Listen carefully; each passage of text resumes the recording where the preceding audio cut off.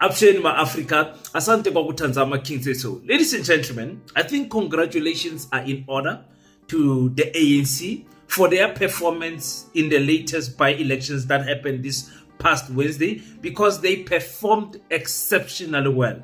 And I think we need to give them a hand. Asipapeni izandla. Ngithe asipeni ANC izandla, ungabi nomona. The ANC won Ward 24 there in the city of Johannesburg. The ANC won Mpofana there in KwaZulu-Natal. The ANC also won Namakwa municipality in the Northern Cape in Springbok. And I think me and you should ask ourselves, why is it that the ANC is performing so well? Some people clearly still have some hope in the ANC. You know, they have lost many wards, but they are winning back. They're trying to crawl themselves back into popularity in the people. Fikile Mbalula said, listen, for the ANC to shut the DA up, the ANC needs to win elections outright, and that is what the ANC is trying to do. And by-elections are a good indicator as to the direction that the ANC is taking. I also want to speak about Cyril Ramaphosa, who will be going to the United States to visit the president. He's going. Manje, as in next week on the 19th of May up until the 22nd of May to visit Cyril Ramaphosa. Does our president want to be embarrassed on international TV? I don't think it's going to end well, if you ask me. But, you know, they never listen to us. So we are waiting for that movie to unfold. Let's talk about that, PASETA, and much. Welcome to King Said So. Africa's one land, one language, one currency, one army on King Said So. Africans can unite. Your Pan-Africanist podcast. Enjoy. Peace in Pan-Africanism to all my African brothers and sisters from all around the world. Welcome back to King Said So. I'm your host, Kagiso Hlongwane Jiva Sono, and we're back at it again with another one. I was busy this weekend, traveled more than 3,000 kilometers. I traveled from Kimberley to Springbok and then in the surrounding areas from around Namakwa land, and I was going to farms. I really saw some good scenery. And it was good working with the farmers again. You guys know that I'm in the Department of Agriculture, and there we deal with a lot of farmers. So it was refreshing to see some of them. Some of them I see them once or twice a year, and the great work that the department does for the individuals. But I want you guys to watch this video for me before I start talking about PASETA, because I think it's going to link in nicely. Let's listen to this foolishness. Yeah, South Africans, we are here in Orania. We come from the Eastern Cape, whereby we want to see Orania. And really, I got a chance to go inside on that town. Now, the time when I'm standing here comes an African brother, South African citizen. Now, when he see Hands of Orania, he asked me, why Hands of Orania? I told her that, my brother, you know what? This leadership, the president of political parties, they want South Africa to be separated. These people that are living here as the white people of Orania, they build their own future for our children. Why can't our black people, or maybe our black leaders in parliament, they can't build this same thing like this, that our people, they can go there and live without any crime, without any corruption, without anything. How much do they pay our African brothers to talk such rubbish? How much? In the Eastern Cape, right Eastern Cape. How much can, it's not possible. It's not possible that an African man can think and reason like this. No.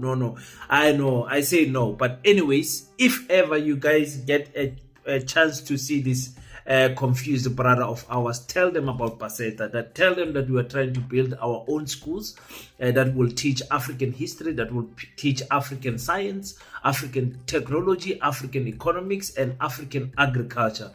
Tell them that we as African people have united behind PASETA, that we had a PASETA launch fundraising gala dinner, that many people from around the SADC of Africa came together in Kimberley, a province that is very empty, and we sat down and we talk about the presentation of PASETA. We showed people how we're going to build PASETA, and we asked for people to donate to PASETA. Tell these people that we as African people have grown tired of talking and we are doing something. But let's not push that narrative that there is no crime and there is no corruption in Orania. We know that many Afrikaners are unaliving each other there in Orania. The corruption is real there, from school teachers harassing small children, and husbands unaliving their wives, and also unaliving themselves. So you can't say political parties want to separate us, my brother, while you are at a place that wants to separate itself from the entire country. Listen, thank you so much to everyone that is donating to the Pan-African School of Economics, Technology and Agriculture. We really appreciate the contributions. Listen, we want to push a massive building project as in next month. So if you can, please support the Mike Khatebe campaign. What is the Mike Khatebe campaign? It is the one pellet of bricks campaign where we are saying, Mike Khatebe is saying, let us buy a pellet of bricks for PASETA. It's only 1,500 rand. I really appreciate what you guys are doing. Uneo, our brother, is the latest one to buy a pellet. So we thank you so much, ladies and gentlemen, for buying a pellet. Don't forget to write your name and surname when you are sending that 1,500 rand, and we will send a certificate of gratitude to your direction. Go to www.paseta.co.za, and I'm telling you right now, you won't regret donating to this school. Now, let me get into it, ladies and gentlemen. The ANC has done exceptionally well. When we look at the latest by-elections that the ANC has participated and competed in, it looks like South Africans still have got a lot of confidence in the ANC. Me and you might not or might understand why that is, but I'm going to try and bring all of these words in perspective so that we can get more information on it. I'm very impressed with how the ANC performed in Ward 24 in the city of Johannesburg. Very, very, very interesting to see the ANC retaining that ward again. This was their ward. And they got it back with 2,630 votes. The MK came very close with that 1,100 votes. The EFF also doing very well. The EFF doing very well there. It's a big ward, ladies and gentlemen, and the EFF got that 893 votes there. The IFP only getting 150 Mabayeke, and the AAIC got 10 votes. This is the problem is Kulmangayo, yes, division of African people. We are all scattered into these small political parties. At the end of the day, 10 people voted for you guys. But anyways, the ANC retaining that ward, and it looks like this is a very good thing for the ANC. They're going to make a lot of noise in our faces. We have to love and respect what the ANC is doing, because with by-elections, it's not easy to cheat. It's not easy to cheat because it's a small number of votes. When you stand in the queues, you can already see who's got the upper hand in those by-elections. So Johannesburg people, with all the potholes, with all the crime, with all the problems that they are voicing it out, foreigners hijacking buildings and all of those things, they still think that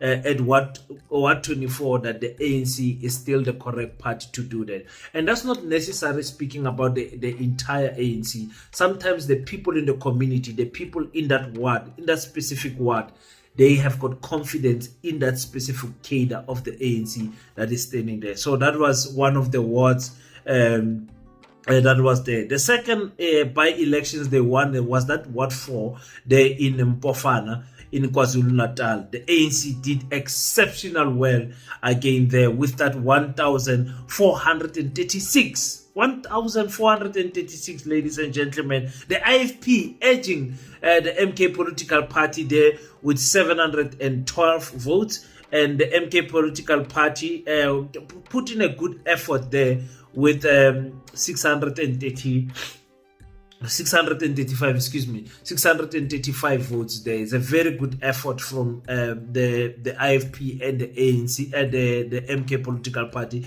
but the ANC was just that much stronger. This is the award, I believe.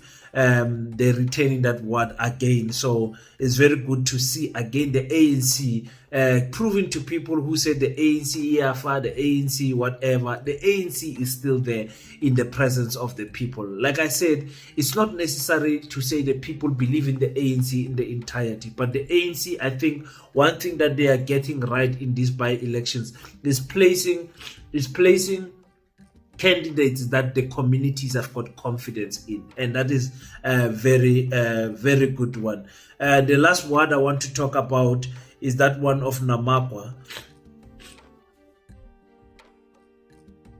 In Namakwa, it was a very close race, ladies and gentlemen. You have never seen a closer race than this one in Namakwa. I told you guys that the last time the ANC had 7 seats and the DA had 5, and the Namakwa Civil Movement had 4 seats, and the Namakwa Civil Movement and the DA with their 9 seats, they were working together in coalition, and they kicked out the ANC. So this was a formerly ANC municipality, but it was kicked out with a coalition between the Namakwa Civil Movement and the DA, and the ANC went there all guns blazing, wanting their award back. I saw Dr. Zamane Soul there in the streets. I was working also in Namakwa this week, and when I saw Dr. Zamane Soul, I knew that the ANC are very serious about this. In fact, the whole city was full. There was no accommodation. We struggled with accommodation.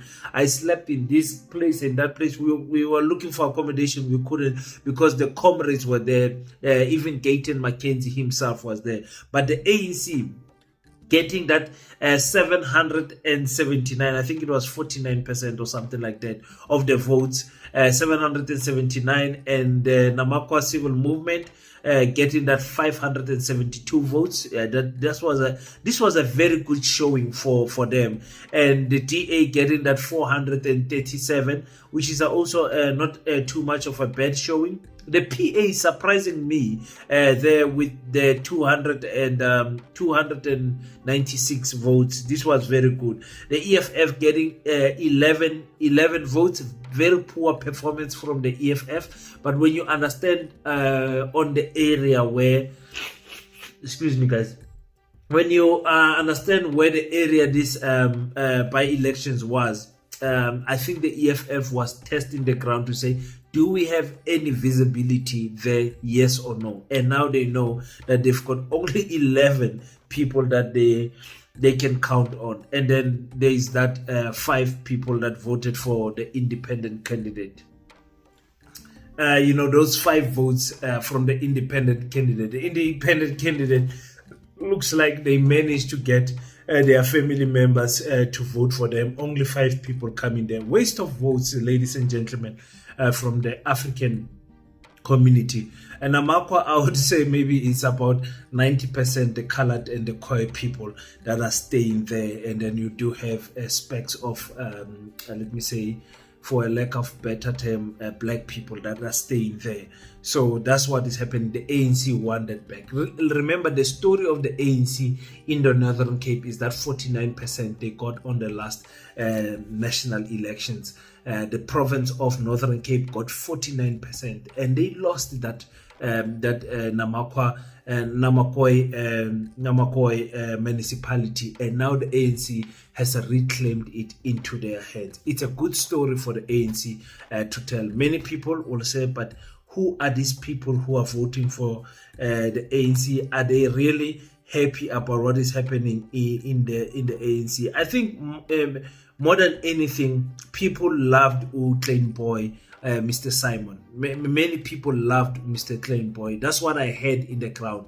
I told you guys I couldn't go and shoot and cover the elections like I would have loved to do because I was there with work. I couldn't do any of those nice content for you guys. But from the colleagues and the people that I have managed to speak to, people love Mr. Claimboy there. And that's why it restored hope in the community that the ANC can do something. Do you guys agree with that or not? I just wanted to give you guys those results. Another one that I'm not mentioning is that the Stellenbosch Ward 9, I believe, the DA took that one, which we all expected for it to happen. Another thing that is happening is that on the 19th of May, next week, up until the 22nd of May, our president Cyril Ramaphosa will be visiting the United States. We visit kanjani United States for what? Remember, Donald Trump embarrassed the Ukrainian president in front of the entire world. You know, telling him, you have spoken enough, you don't appreciate what we... And he attacked that man in the White House. It was so embarrassing watching a statement being... a head of state being treated like that. It was so embarrassing. I don't like that guy, Velensky or whatever his name is, from Ukraine. I don't like him, but... that treatment he did not deserve. He did not deserve to be treated like that and be belittled like that. But that's what happens when you depend on handouts. I think South Africa is going there to beg for AGOA and all the other little international funds that we get, the aids that we get from America. But I'm just warning President Cyril Ramaphosa right now that where you are going to embarrass us as South Africans. You are going to embarrass us. Maybe I was speaking to a colleague said, listen, you are underestimating Cyril Ramaphosa. Cyril Ramaphosa is a good negotiator. When he talks, I'm like, oh my God, I'm not in the mood to hear this nonsense. But that's what my friend said. He said, we are going to be surprised as to how Cyril Ramaphosa is going to handle Donald Trump when they are facing each other. I hope the team that he's going to be going with will be carrying the crime statistics, will be carrying the farm murders statistics and all of those things so that they can show the president and say, listen, this is what is happening. If we had another president, we would show him a middle finger and say, do what you need to do. Like President Cyril Ramaphosa said when he went to this farmers event there in the Free State. He said, listen, the people that left South Africa are cowards. They are just cowards. And we believe that they've always wanted to be acknowledged by other countries. Unfortunately, the Afrikaners wanted to be acknowledged by the Europeans because that's where they originally come from. That's what they called themselves before 1994. They called themselves Europeans, never Americans. But for them to do the great tech, it's so embarrassing. It's so embarrassing. But we wish them all the best. We wish that some of them can join them. Those who are still waiting, we wish that the next bunch will be something like 200 people, 300 people, 500 people, maybe 1,000 people. We wish that much more can go. We really don't care in South Africa. And now we are at a point where we are not going to be trying to convince people that there's no genocide in South Africa. We are sick and tired. We've got problems in South Africa, like building PASETA, building institutions that are going to